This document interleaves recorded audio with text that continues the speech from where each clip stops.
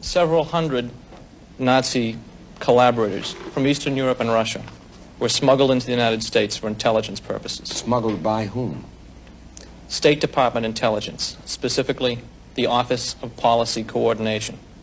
It was the first covert spy agency set up in the United States. It predated the CIA by several months. Who is this man making these charges, and what gives him the right to say what he has just said? His name is John Loftus, and for 2 years he was a prosecutor with the Office of Special Investigations in the Department of Justice, responsible for weeding Nazis and Nazi collaborators out of the United States. His security clearance went 3 levels above top secret, but this young Irish Catholic attorney, now in private practice in Boston, has decided that his conscience demands that he bring to light what he says remained for too long, a dark and sinister top secret. We had one unit of the government out trying to prosecute the Nazis, and other units of the government trying to secrete the information. We later established that the files pertaining to the Nazi immigration had been withheld from Congress, from the courts, from the CIA, and from the local agents of the Immigration Service. Didn't President Roosevelt, didn't President Truman say specifically that war criminals were not to be brought into the country? That's absolutely true. And Jimmy Carter went even further in 1980, when he said that any Nazi war criminal who had gotten into the United States should be rooted out. The world must never forget the lessons of the Holocaust. That is exactly the reason why, after 40 years of government inaction, I set up a special unit in the Department of Justice to root out Nazi war criminals who may be in hiding in the United States. That was the unit John Loftus worked for, a unit that is still trying to denaturalize and or deport Nazi war criminals living in the United States. We asked Loftus who it was who had run the old OPC, the Office of Policy Coordination, that was responsible for bringing Nazi collaborators into the United States. A man by the name of Frank Wisner. He was a former intelligence operator during World War II. With the OSS? That's correct. His boss was Alan Dulles in Germany. The Office of Strategic Services, was it called? Yes, it was. Was there nobody in the State Department at a higher level who knew what was going on and okayed it? Did Frank Wisner have no boss?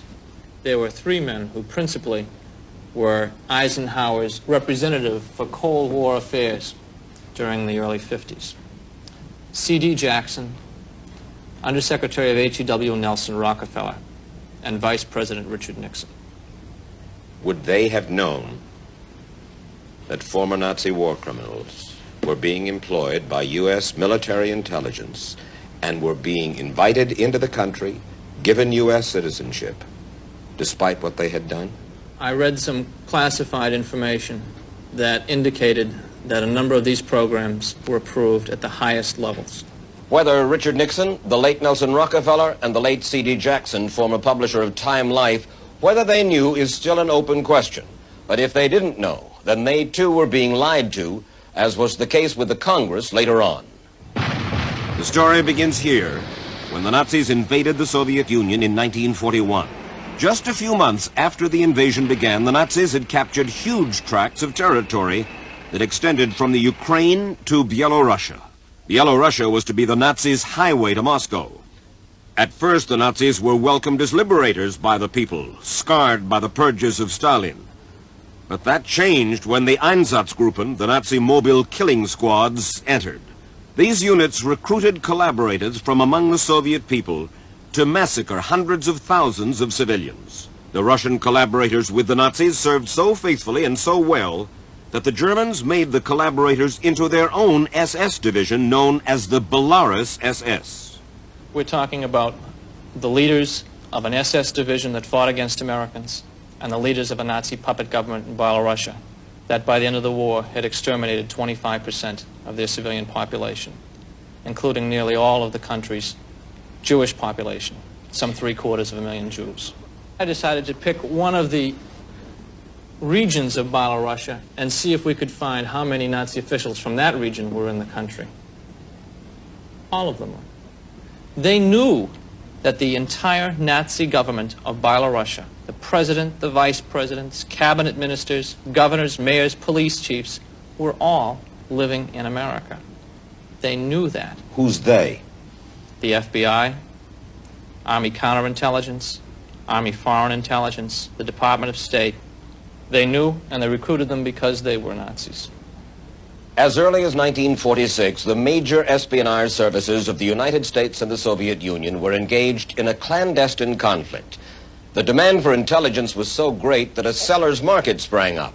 Hundreds of former Nazis and Nazi collaborators found employment in one intelligence service or another. A few of the boldest worked for both sides. According to Loftus, emigres with intimate, if dated, knowledge of Eastern Europe and former Nazi intelligence officers competed to peddle fabricated reports to any intelligence service gullible enough to buy them. And OPC was a willing buyer. But I still want to make this clear. Did U.S. military intelligence know the kind of people they were bringing in? Beyond a shadow of a doubt.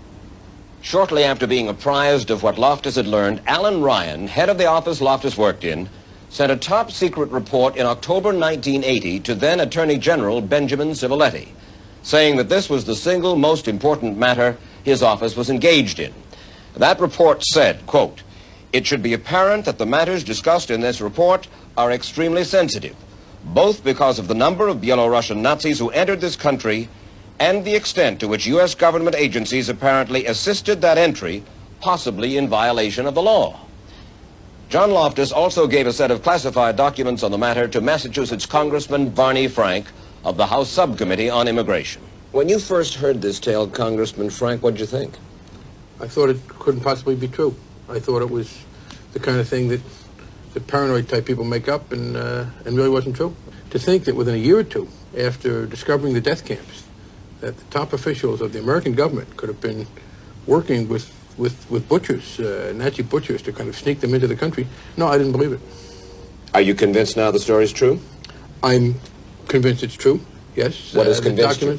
The documents I've read, either someone has done, for purposes I couldn't fathom, the most massive set of forgeries in history, or the documents make it very clear. What documents have you seen, Congressman Frank, that convinced you? One that I have right here, which is a page on Emanuel Jashuk, who was one of the Nazi leaders in Belarusia, who was guilty of the worst kinds of crimes, smuggled over here, allowed to become a citizen. What does it say? It says, for instance, that in approximately February 1942, he was appointed mayor of Stolce. 2 months later, he was raised to the position of the head of the district of Stolce, which he held until 1944. People should understand that he was appointed to these positions in occupied Russia by the Nazis. By the German Nazis. By the German Nazis, and where he was, in fact, promoted because of his good work. What was his good work? His good work was to help, one, murder innocent Jewish people, two, to fight the Allies. Why was U.S. intelligence so interested in bringing these people into this country? What did these Belarusians have to offer? They convinced OPC and military intelligence to fund their operations, that they could provide the Americans with a secret army behind the Iron Curtain. It was a tragic lie. Every one of their operations had been penetrated by the Soviets. During the 1950s, according to Loftus, the OPC dropped Belarusians inside the Soviet Union by parachute. The parachute teams that were sent in had an astounding fatality rate.